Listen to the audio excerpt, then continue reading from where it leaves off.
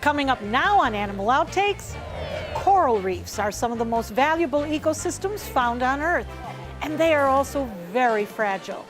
We take a look at the efforts biologists are making to protect this delicate animal. When temperatures drop, manatees can be found here at a power plant. We'll find out why these gentle giants congregate in this spot. And our Inspector Planet is clamping down on crab claws, checking out how much pinching force these claws have. This and much more straight ahead on Animal Outtakes.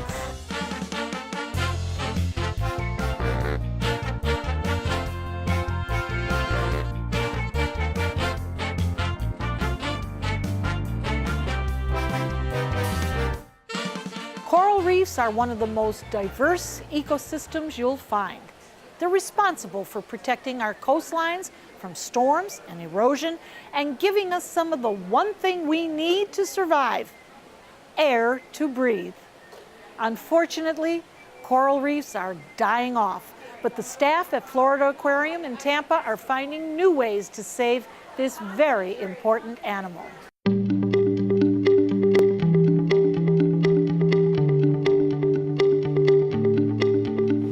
There is such a wonderful smell about coral. I love it. It smells like the ocean, doesn't it? Yeah, and it's fresh and it's just sea salt and all of that. But you're growing this here, correct? We are growing staghorn coral, Acropora cervicornis. This is a very important reef-growing coral. You can see these branching brown, they look like antlers, like the name staghorn, the common name for them, staghorn coral. However, we don't see them like we used to down in the Florida Keys or in the reefs around Florida. Their numbers have really dwindled in the wild. We've seen climate change to pollutants to even natural changes that are really having an impact on these wild coral populations that are the basis for healthy ocean life. But we're making some differences here at the Florida Aquarium in learning to grow them and propagate them in two different ways.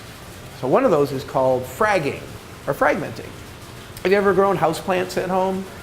I don't have the proverbial green thumb. Maybe, but my mom was really good at growing houseplants, and she would grow these African violets, and she could cut off little parts of the plant and start them growing in a little glass of water and then give that to someone else. Well, that's the same idea with fragmenting corals. And it's even a natural way for the corals to spread their influence and spread and grow as coral reefs in the wild. A healthy storm might come through and that wave action can crumble these somewhat fragile corals into pieces. And as those settle in new places, they can grow little coral reefs, little corals, but little clones of themselves. It's the same coral. Just like if I could take your fingernail clippings and grow more Marcia. Perhaps an army of Marcias. So that's a world. We couldn't tolerate it. That's a Black Mirror episode. So that said, we grow them in a very special way. We grow these little coral fragments suspended by a little monofilament line into even bigger corals, and I can pull them out of the water for just a few seconds for you to see. They grow larger and larger, and in fact, if we look at some of the bigger pieces here, we're probably talking an inch every month or two, so a few months of growth, but growing much faster here than they would even out on a coral reef. We can get several inches a year. Now that's one way to get more coral mass, but it's not a way to get coral diversity. That's where the Florida Aquarium is really #1 in producing a sexually produced coral. That is a coral that has new parents. Each one of these tiny little coral polyps, those little bumps are each a single animal that's part of a colony. Each little polyp will produce a little gamete ball that is a little egg and sperm packet that goes up into and it's like a reverse snowstorm. It's really one of the most, I don't use the term magical a lot, but it is just something truly beautiful and magical to see these corals all spawning at once. And even the corals that we have on the trees like this, you kind of have to picture it. These corals that we've been growing with the aid of the Coral Restoration Foundation. We even have corals like this growing down off of the coast of Cuba. And when those corals spawn, we capture a little bit of that wild spawn, bring it back to our facility, and we were able, about 4 years ago now and counting, to grow our very own, first time in the world, drum roll, little coral colony that you see right here. That started with one fertilized egg that settled onto this hard substrate. The egg turns into a little larva first, and it swims. It's microscopic. It's called a planula. The little hatched egg swims until it lands on something solid like this little brick in our facility, and then it grew over now several years into this little colony. It's like, I'm number one. And this little colony is popping up. However, since then, we've gotten even better at it. A couple of years later, we were able to successfully raise hundreds of spawn, and then as of last year, we have over 3,000 healthy coral colonies growing from last year's once-a-year coral spawning event. We're really proud of that, and that's a good message of hope that we could potentially get these corals back out into the wild and start rebuilding those coral reefs and start turning things around, because maybe one of those corals that we've produced with brand new genetics, whole new kid on the block, will be tough enough to take what we're throwing at them out in the wild. Well, we certainly congratulate you on this wonderful project, because it's a team effort. We're so proud of what we do, even with the help of other aquariums, but the Florida Aquarium is really, because coral is so beautiful. It's magnificent. It's so important.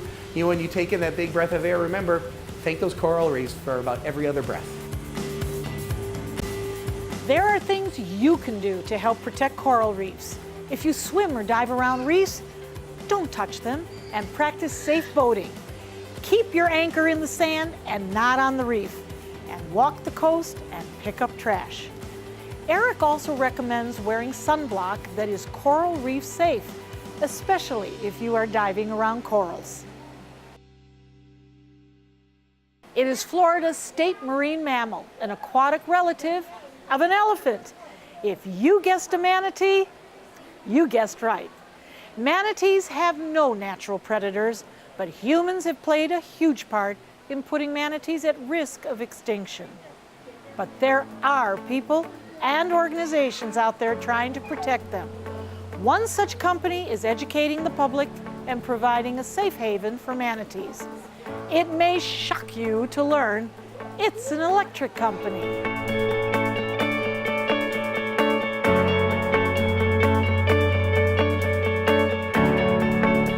There is something about this face.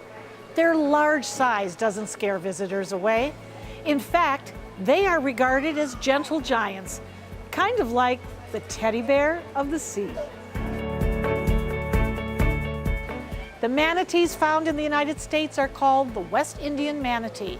You can find them swimming in shallow coastal areas here around Florida. These herbivores need warm water, and during the winter, when water temperatures drop, they seek out places that offer some relief. Some head to area springs where temperatures stay constant, and some others go here, to Tampa Electric's power station in Apollo Beach. Manatees come into the canal because of the warm water. The electric utility actually uses cold water to help produce steam to produce electricity, and then we take the warm water and put it back into the discharge canal. And manatees need warm water. Anything below 68 degrees, they need to search for warm water because they can become sick. So that's why they come here. We get hundreds of them. For more than 33 years, the power plant has been taking in water from Tampa Bay to cool the power unit. See that? That's the steam coming out. The unit then pushes clean, warm water right back out. And while it might not look like the ideal place for endangered manatees, this refuge is actually a state and federally designated manatee sanctuary. There's no food in the canal for them, so they actually come in and sleep and hang out and play, and there's not, other than that, it's just a safe haven for them. Now, what about feeding? Where are they going to get the food? They can go outside of the canal. There's seagrasses and seabeds out along the all along the Bay Area. So again, there's no food here, so they go out and eat, and then they come back in. Some years, it has been estimated more than 800 manatees have found warmth here, looking more like stepping stones throughout the canal. They're basically here until the bay water temperature warms up out there. Once the bay water temperature starts hitting 70 or so, they'll start leaving us again. They go out for short periods now just to get food and come back in. What do you think the allure is of the manatee? I think it's because you can't just see them anywhere. It's hard to get a good view of them, especially if you're not out in a boat in the summertime. They're such a gentle creature. They've lived forever. They have no natural enemy. It's just kind of amazing that something that gentle and that calm with no enemies has survived this long, and it's one of those things, they're just so ugly, they're cute. It was back in the 80s when manatees were noticed at the power plant. Tampa Electric decided it wanted to give back to the community and open the land to the public. Starting off in a tiny trailer, now Tampa Electric's Manatee Viewing Center has grown to have viewing docks, an education center, and a food and gift shop. And it's all totally free during the winter months. Inspector Planet is next, and she's putting these pinchers to the test. Dust off those running shoes and get ready for the 33rd annual Run for the Turtles. The run supports Moat's Sea Turtle Conservation and Research Program, helping us help sea turtles. There will be a 1-mile fun run and 5K race on Siesta Key Public Beach. For the first time, we're offering a virtual fun run that can be run from anywhere in the world. So join us April 6th on Siesta Key Public Beach for the 33rd annual Run for the Turtles.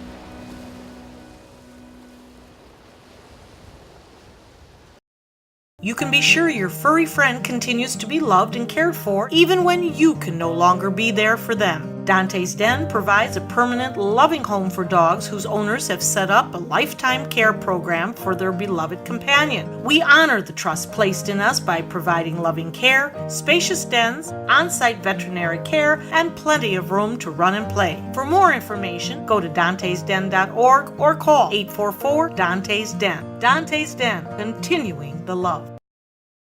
Science is everywhere, and it's all around us. It's observing the world, forming questions, and the willingness to find the answers.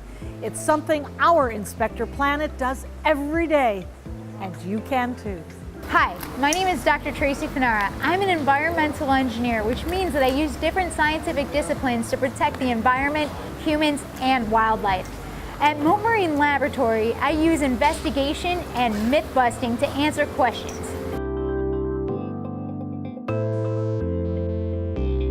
Oh, Dr. Tracy, this is so cute. Can I touch? I would say far away from those pinchers. I know she's small, but she packs a punch.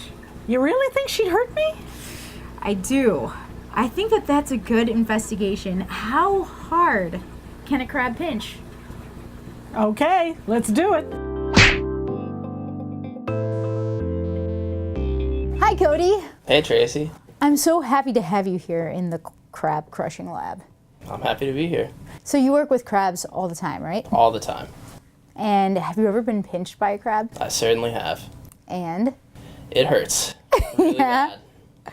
So can a crab crush a clam? Absolutely. Lots of shellfish are part of their main diet, so it's not a problem for them at all.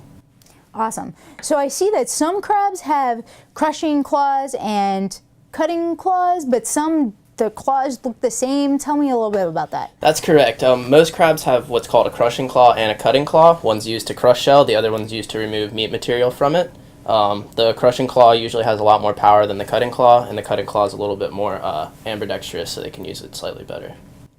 So how do you think a crab crushing claw would compare to a human mouth? It would blow us right out of the water. You Way think? more powerful, 100%. All right, let's find out. We know that crabs can pack a pinch, but we're going to test what kind of force that pinch can give by using this wood vise thing that I made and this pump, all from recycled materials. Right on. Basically, what's going to happen is we're going to put this pillow into here. We're going to push air into the pillow, which will then expand, and we're going to read the pressure on this gauge. And we'll know how much force it actually takes to crack a crab shell. Let's do it. Would you like to do the honors? Sure. All right. Oh, there's a little crack. Oh, these are a little bit stronger than the muscles, huh? Oh! There it is.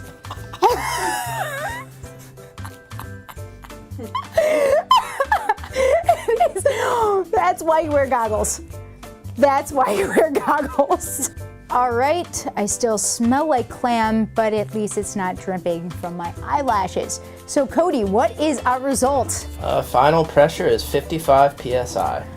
Awesome. That is equivalent to 250 newtons.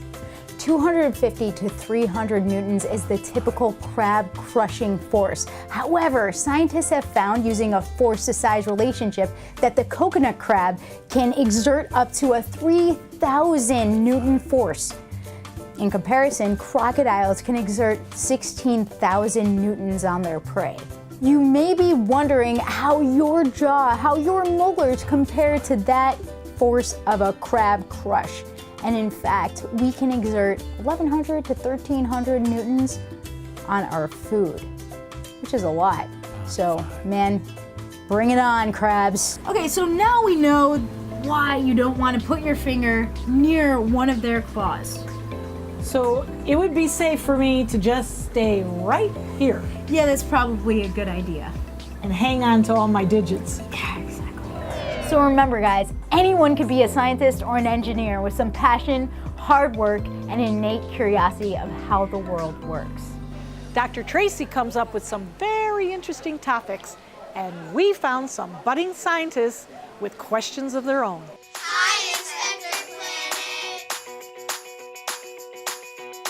Hi, Dr. Tracy. My name is Maddie. My question is, how far down can lantern sharks live underwater? Maddie, when you think of a shark, this species is not what usually comes to mind. Scientists believe one of the species of lantern sharks, called the dwarf lantern, is one of the smallest species of sharks, fitting right in the palm of your hand. Lantern sharks are a deep water shark and they are rare to see. They can emit light from organs called photophores. This is called bioluminescence. Their glowing bellies and fins can help these sharks attract food and also warn predators in the dark waters where they live. Lantern sharks are mostly found in the ocean's twilight zone. This ranges in depth from around 650 feet to more than 3,300 feet in the ocean. Hi, Dr. Tracy. My name is Rashawn, and I was wondering if the cold weather affects our red tide. Hi, Rashawn. Florida red tide is a phytoplankton species found in the Gulf of Mexico. We get 70% of our oxygen from phytoplankton. 1 to 2% of those phytoplankton are harmful, meaning that they release a toxin that's harmful to aquatic life.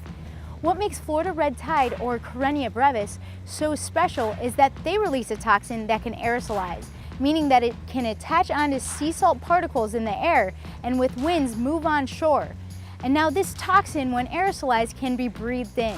So for healthy individuals, you might cough or sneeze, but for those with asthma or COPD, this can be very serious.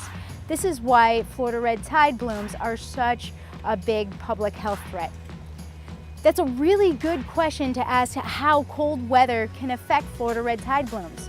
In a laboratory, we've found that Florida red tide can survive between 60 and 86 degrees, which is a huge temperature range. However, in the natural environment, we've seen red tide blooms exist at much lower temperatures and higher temperatures.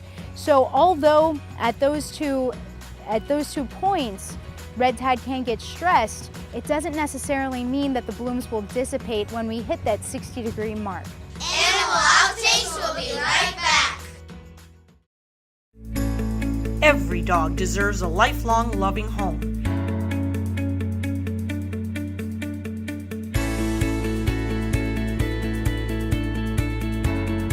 Dante's Den provides a pristine, comfortable haven for dogs that have been abandoned or surrendered by their owners. We ensure that every pup in our Joyful Dogs adoption program receives lots of love and attention, is properly immunized, spayed or neutered, and is in good health. Prospective pet parents undergo a thorough adoption review to ensure a lifetime of love and care.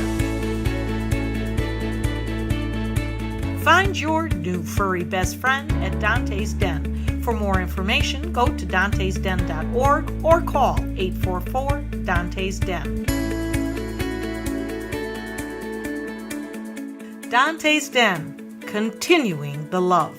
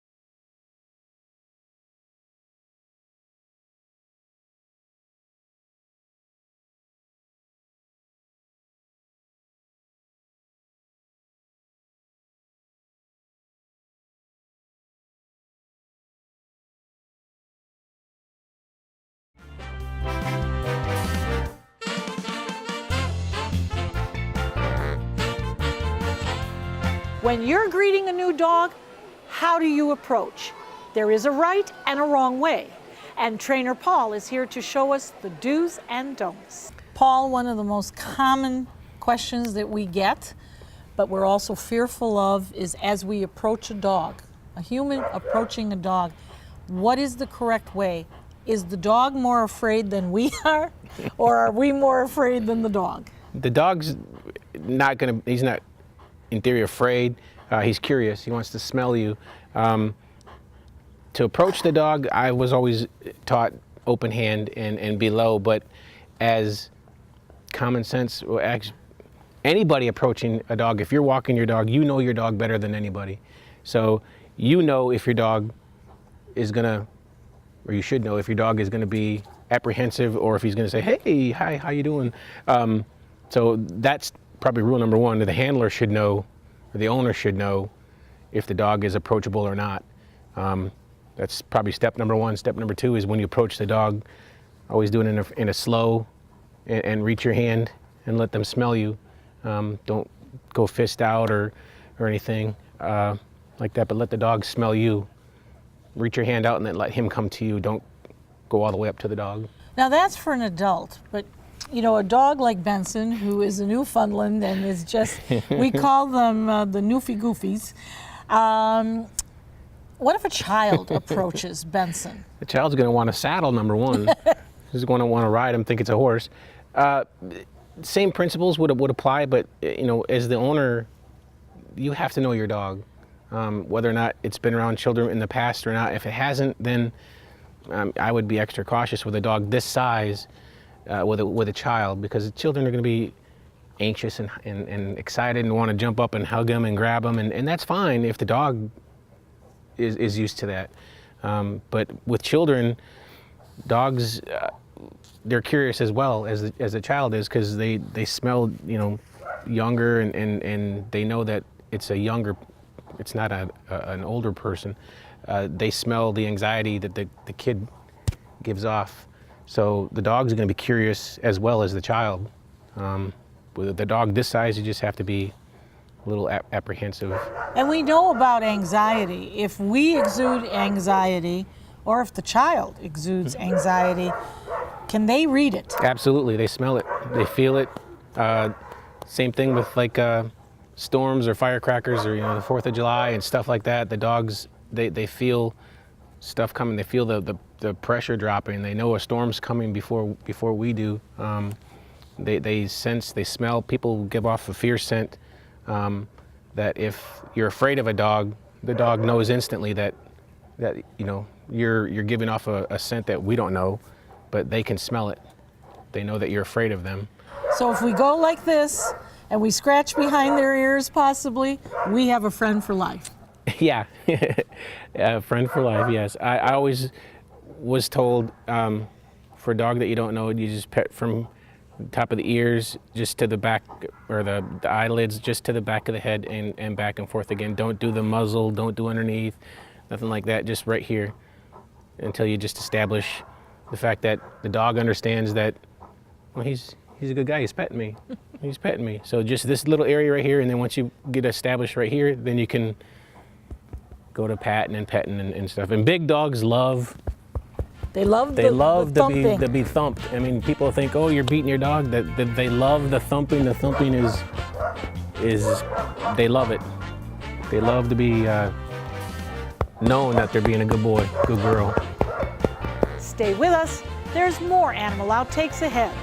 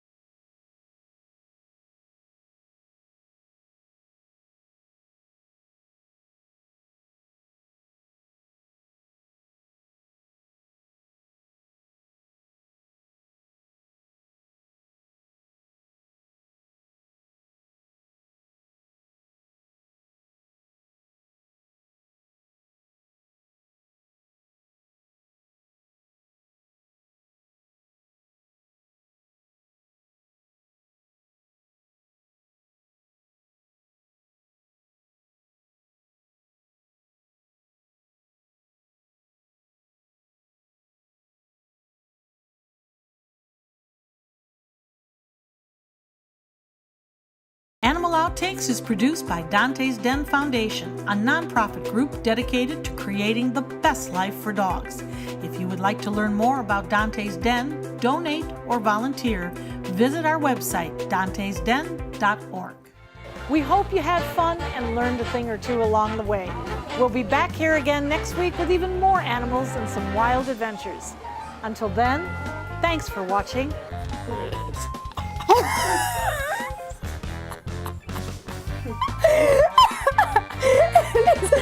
That's why you wear goggles. That's why you wear goggles. Well. It is Florida's state marine mammal, an aquatic, now you got me. Aquatic.